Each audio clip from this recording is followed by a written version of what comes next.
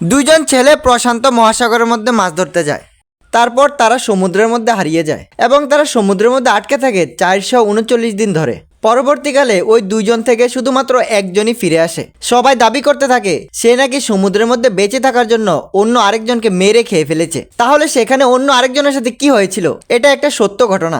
মেক্সিকোর বাসিন্দা জশ, তার বয়স ছিল 36 বছর। গভীর সমুদ্র থেকে মাছ ধরাই ছিল তার পেশা। 2012 সালে কোনো একদিন জশ তার সাথে আরো একজনকে নিয়ে সমুদ্রের মধ্যে মাছ ধরতে যায়। তারা জাল পাতার জন্য সমুদ্রের 120 কিলোমিটার ভিতরে চলে আসে। তখনই তারা দেখতে পায় একটা বিশাল বড় ঘূর্ণিঝড় তাদের দিকে ছুটে আসছে। তারপর তাদের ছোট্ট নৌকাটা নিয়ে ফুল স্পিডে তারা তীরের দিকে ছুটতে থাকে। একটানা অনেকক্ষণ চালানোর কারণে নৌকার পিছনে যে মোটরটা ছিল ওইটা অতিরিক্ত গরম হয়ে নষ্ট হয়ে যায়। তাদের পারে পৌঁছাইতে আর মাত্র 20 কিলোমিটার বাকি। ওইখান থেকে তাদের গ্রামটা স্পষ্টভাবে দেখা যাচ্ছিল। তাদের কাছে একটা রেডিও ছিল, ওইটা দিয়ে তারা তাদের মালিককে অনবরত সিগন্যাল পাঠাইতে থাকে। ব্যাটারিতে চার্জ না থাকার কারণে কিছু সময় পরে রেডিওটাও অফ হয়ে যায়। তাদের নৌকার মধ্যে বইটা বা এরকম কোনো কিছু ছিল না যেটা দিয়ে তারা বাইয়া পাড়ের দিকে আসতে পারবে। তারা ভাবছিল তাদের পাশে দিয়ে যদি কোনো মাছ ধরার নৌকা যায় তাহলে ওইটা দিয়ে তারা তীরের দিকে ফিরে যাবে। কিন্তু কিছু সময়ের মধ্যে সমুদ্রের মধ্যে এত পরিমাণে বাতাস শুরু হয় আর তাদের ছোট্ট নৌকাটাকে ওই বাতাস সমুদ্রের মাঝখানের দিকে নিতে থাকে। তারা কোনো কিছু বুঝে ওঠার আগেই ঘূর্ণিঝড় তাদের ছোট্ট নৌকাটাকে সমুদ্রের অনেক মাঝখানে নিয়ে চলে যায়। তারা এখন পৃথিবীর সবচেয়ে বড় সমুদ্র প্রশান্ত মহাসাগরের মাঝখানে আটকে গেছে। তারা তাদের সাথে পানি বা খাবার যত কিছু আনছিল সবকিছু শেষ হয়ে গেছে। সমুদ্রের পানি অতিরিক্ত লবণাক্ত আর এটা পান করলে মানুষের কিডনি খারাপ হয়ে মারা যায়, তাই তারা এটা পান করতে পারতো না। এখন পান করার জন্য বৃষ্টির জলই হচ্ছে তাদের একমাত্র সম্বল। তারা সমুদ্র থেকে মাছ ধরতে পারলে খাইতো, আর যেদিন না পাইতো ওই দিন উপাস থাকতো। আর খাবার পানি শেষ হয়ে গেলে কোনো কোনো সময় মাছের রক্ত পান করতো, আর না হইলে এভাবেই পড়ে থাকতো যতদিন পর্যন্ত না আবার বৃষ্টি আইয়ে।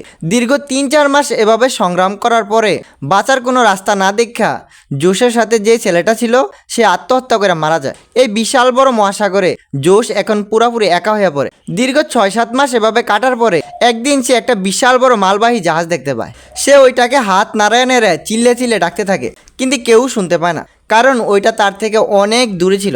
36 বছর বয়সী জশ তার এই ছোট্ট নৌকাটা নিয়ে সমুদ্রের মাঝখানে এই উত্তাল ঢেউয়ের সাথে সংগ্রাম চালিয়ে যেতে থাকে, কারণ তার মনে আশা ছিল কোনো না কোনো দিন সমুদ্রের মাঝখান দিয়ে যে জাহাজগুলা যায় ওইগুলা তাকে উদ্ধার করবে। এভাবে আশায় আশায় কেটে যায় তার আরও দীর্ঘ 13-14টি মাস। একদিন সকালবেলা সে ঘুম ভাঙার পরে দেখতে পায় তার নৌকাটার চারিদিক দিয়ে কাঁচা কাঁচা কয়েকটা নারকেল ভেসে যাচ্ছে।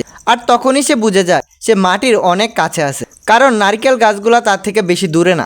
এভাবেই তার আরও 2 দিন কেটে যায়। হঠাৎ একদিন দেখতে পায় তার থেকে কিছু দূরে একটা ছোট্ট দ্বীপ দেখা যাচ্ছে।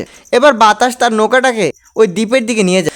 গত 439 দিনে দীর্ঘ 8000 কিলোমিটার সমুদ্রপথ পাড়ি দেওয়ার পরে অবশেষে সে মাটি দেখা পায়। নৌকা থেকে নেমে সে ওইখানে একটা ছোট্ট ঘর দেখতে পায়।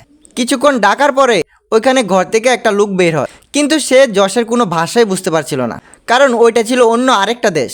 ওইখানকার মানুষ মেক্সিকান ভাষা বুঝতে পারতো না। তারা তখন পুলিশকে কল করে এবং তাকে পুলিশের কাছে দিয়ে দেয়। তার এই গল্প শুনে পুলিশও তাকে বিশ্বাস করে না। তারপর পুলিশ জশ মেক্সিকোর মধ্যে যার আন্ডারে থাইকা মাছ ধরার কাজ করত তার সাথে কন্ট্যাক্ট করে। জশের মালিক বলে, 1 বছর আগে আমার 2 জন কর্মচারী সমুদ্রের মধ্যে মাছ ধরতে যায় এবং ওইখানে গিয়ে হারিয়ে যায়। আমরা তাদেরকে উদ্ধার করার জন্য অনেক চেষ্টা করেছি, কিন্তু তাদের কোনো খোঁজ পাইনি। আর এই জশ হচ্ছে 2 জনের মধ্যে একজন। পুলিশ জশকে ওইখানে কয়েকদিন রাখার পর অবশেষে মেক্সিকোর মধ্যে পাঠিয়ে দেয়। কিন্তু মেক্সিকোতে আসার পর সে আরও বড় ঝামেলার মধ্যে পড়ে যায়। জশের সাথে নৌকার মধ্যে যে আরেকটা ছেলে ছিল তার আত্মীয় স্বজনেরা জশের বিরুদ্ধে কেস করে দেয়। তাদের দাবি ছিল জশ নাকি সমুদ্রের মধ্যে খাবারের অভাবে তার সাথে যে ছেলেটা ছিল তাকে মেরে খেয়ে ফেলেছে। কিন্তু তার বিরুদ্ধে কোনো রকম প্রমাণ না থাকার কারণে আদালতে সে নির্দোষ হিসাবে প্রমাণিত হয় এবং তাকে ছেড়ে দেওয়া হয়। এই ভিডিওটা ভালো লাগলে চ্যানেলটাকে সাবস্ক্রাইব করুন এবং একটা হাইপ দিয়ে দিন।